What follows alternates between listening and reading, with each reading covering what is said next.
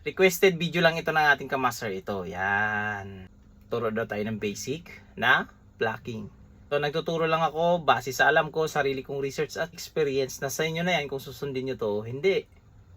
So ito yung mga basic na plucking mga master, step by step. Example, meron tayong chords na G, E minor, C, at D. Yan yung mga basic na mga chords. Yung ating thumb, yan, ito, ang gagawin niya is kakalabitin niya lang talaga yung mga bass ng chord. Yan. Kasi maraming nagkakamali din dito mga master. At yung iba nating mga daliri, ito, ang ginagawa ko is, yung ring finger ko, ito yung naka-pluck. Dito lang talaga siya sa high E string. At ito yung aking middle fingers, naka-pluck lang siya sa B string. Then yung aking index is pwedeng pupunta siya dito sa G or D. Yan, ganyan yung ginagawa ko. Pero yung iba naman, ganito rin. Pinky, yan, ganon. Parang nakaganyan ang forma. At yung iba naman, yung isa-isa daliri lang, ganyan. Pero yan kasi mga master is nag-work naman yan. Depende sa inyo kung saan kayo komportable. Mas relax lang talaga pag maraming daliri yung gagamitin natin para hindi mapagod na isang ganito lang, di ba? Yan, ganyan. Unlike dito, relax lang, oh. Yun. Then, pag makuha mo na yan mga master, yan. So, i-practice mo lang muna yan. Isang chords lang muna gagamitin natin, yung G na chords natin. So, i-practice mo lang muna. Ito is, kalabitin mo muna yung bass. Then, yung tatlong string na to. Yan. Yan, ganyan yung motion niya. Depende sa'yo kung saan yung unahin mong kalabit. Yan. Dito, inuna ko yung kalabit. Dito yung first string natin, ganyan. Pwedeng unahin mo yung number 3 na string, ganyan. Depende sa'yo, nag-work yan kahit saan. Bass note muna ng G, yan. Depende sa'yo kung dalawang beses, yan.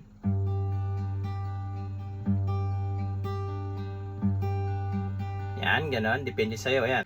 Then, pag E, so, E minor ito. So, yung low register niya na nota is ito, yung open E. So, then, dito na tayo sa C. So, ang low register ng C is ito. Yan, kasi meron kasi ako nakikita mga master na pag nasa C yung chords, yung ginagamit pa rin na bass is ito. Yan, yung 6 string. Ito ay E.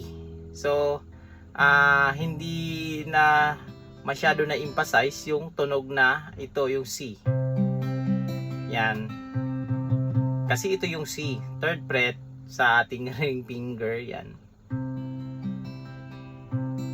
Then dito rin sa D, pag sa D, itong chords na to, yung low registered niya is itong open D na string or number 4 natin na string, yan.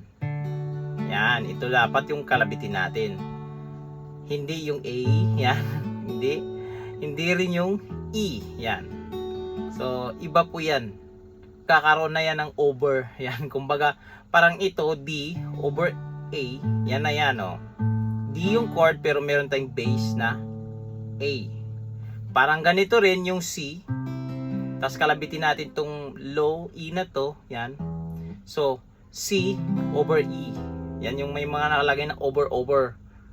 Nga pag tignan nyo sa mga chords, di ba, pag C, yung nakalagay dito sa pinaka taas is ikes. Ibig sabihin, wag mo siyang kalabitin.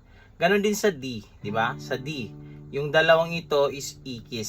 So, hindi mo siya kalabitin.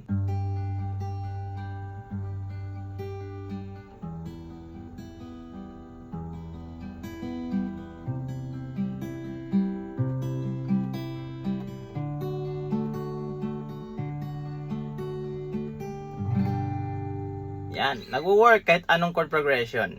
Sa C, yan.